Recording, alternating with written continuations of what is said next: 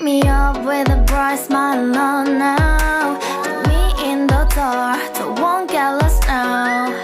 To the moonlight, eyes you, Maria right now. You look into my eyes and felt a feeling that nothing got it feel like a same night. Hey, come on closer.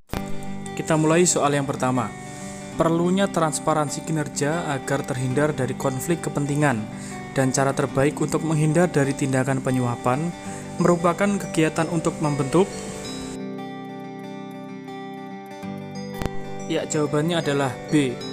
Budaya organisasi dalam integritas nasional sebagai cara kerja dapat dibentuk melalui transparansi anggaran, menghindarkan konflik kepentingan, menghindarkan penyalahgunaan wewenang atasan. Soal nomor 2. Keterampilan kewarganegaraan diperlukan dalam memahami karakter dan identitas negara Indonesia. Apalagi perasaan rasa senasib yang pernah dialami mampu membangkitkan nasionalisme untuk menjaga keutuhan NKRI. Indikator yang menandai kecakapan kewarganegaraan dalam perwujudan nasionalisme adalah ya, jawabannya adalah B. Bentuk nasionalisme yang tercermin pada setiap individu sebagai kecakapan kewarganegaraan terlihat seseorang mampu berpegang teguh pada nilai-nilai yang terkandung dalam Pancasila. Soal nomor 3. Religious approach bagi seorang penyelenggara negara sesuai dengan nilai Pancasila diwujudkan dengan, ya silahkan kalian memilih jawaban terlebih dahulu teman-teman. Jawaban yang benar adalah A.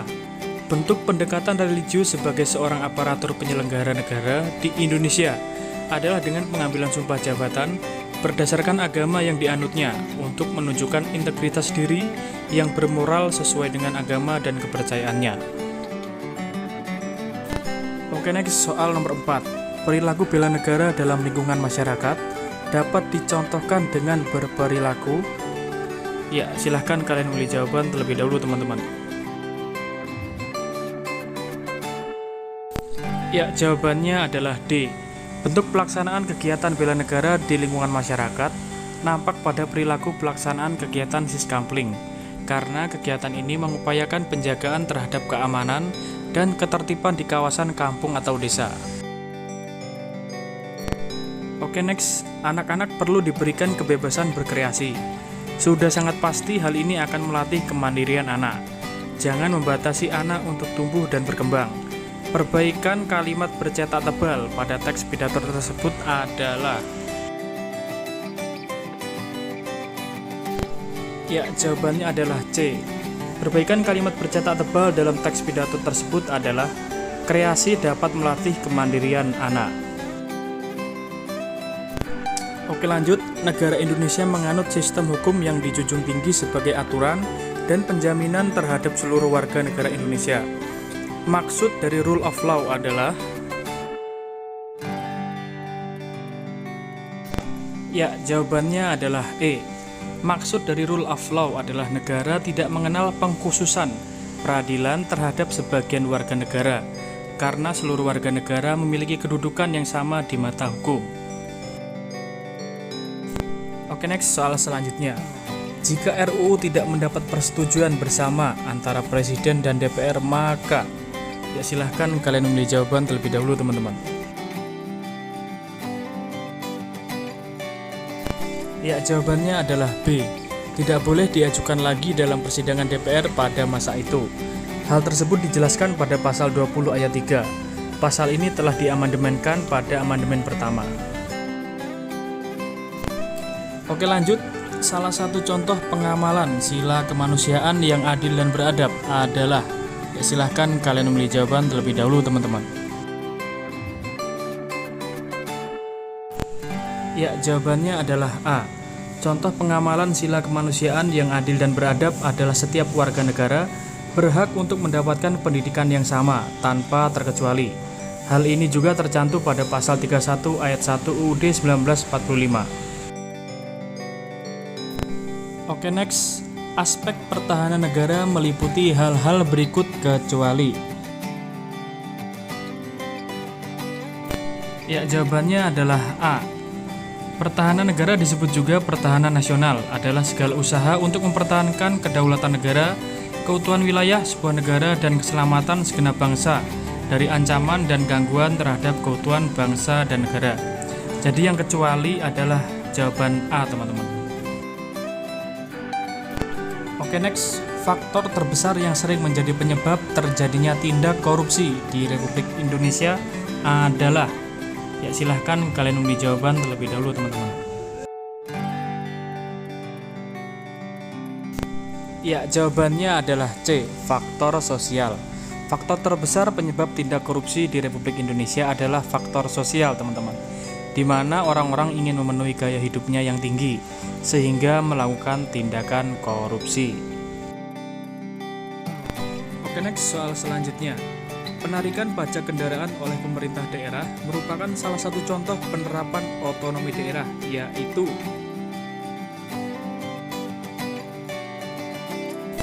jawabannya adalah C, tugas pembantuan. Pemerintahan daerah adalah penyelenggaraan urusan pemerintahan oleh pemerintah daerah dan Dewan Perwakilan Rakyat Daerah menurut asas otonomi dan tugas pembantuan dengan prinsip otonomi seluas-luasnya dalam sistem dan prinsip Negara Kesatuan Republik Indonesia sebagaimana dimaksud dalam Undang-Undang Dasar 1945. Soal selanjutnya. Perilaku bela negara dalam lingkungan masyarakat dapat dicontohkan dengan berperilaku. Ya, silahkan kalian memilih jawaban terlebih dahulu, teman-teman. Jawabannya adalah D. Bentuk pelaksanaan kegiatan bela negara di lingkungan masyarakat nampak pada perilaku pelaksanaan kegiatan siskampling, karena kegiatan ini mengupayakan penjagaan terhadap keamanan dan ketertiban di kawasan kampung atau desa. Soal selanjutnya. Dalam kehidupan yang berdasarkan Pancasila, kehidupan bermasyarakat tidak dapat dipisahkan satu dengan yang lainnya. Begitu pula dalam hal perekonomian yang harus mengedepankan kepentingan bersama. Hal ini sesuai dengan prinsip Pancasila, yaitu sila.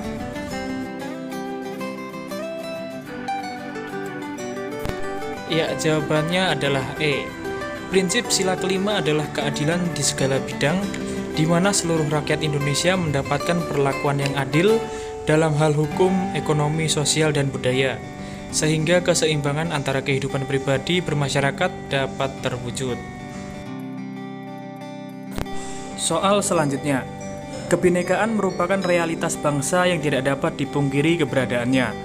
Untuk mendorong terciptanya perdamaian dalam kehidupan bangsa dan negara, kebinekaan harus dimaknai masyarakat melalui pemahaman multikulturalisme dengan landasan kekuatan spiritualis.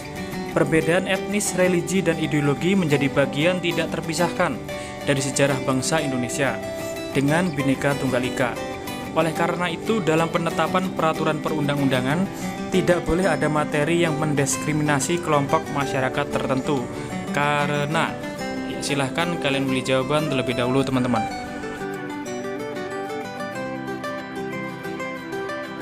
Ya, jawabannya adalah B. Negara menjamin kemerdekaan tiap-tiap warga negara, serta kesamaan di bidang hukum dan pemerintahan.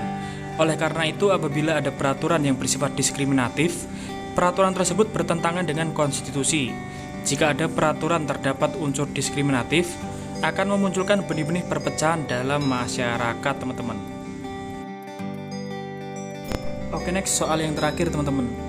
Paham radikalisme dinilai menjadi ancaman serius bagi keberlangsungan kehidupan berbangsa dan bernegara. Deputi 5 Kepala Staf Kepresidenan, Jaleswari Pramodawardhani mengakui persoalan radikalisme di Indonesia sudah mulai meningkat sejak 10 tahun terakhir. 10 tahun terakhir ini mengkonfirmasi radikalisme tidak hanya muncul di institusi pemerintah, namun juga di institusi masyarakat, termasuk di bidang pendidikan. Semua membuktikan ancaman radikalisme ini nyata. Gerakan radikal kelompok tertentu yang mengatasnamakan agama atau ideologi tertentu adalah bentuk pelanggaran sila. Ya, kira-kira jawabannya yang mana, teman-teman?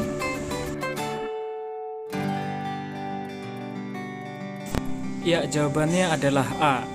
Jika sudah mengatasnamakan agama atau ideologi tertentu, maka gerakan radikal tersebut adalah bentuk pelanggaran dari sila pertama, teman-teman.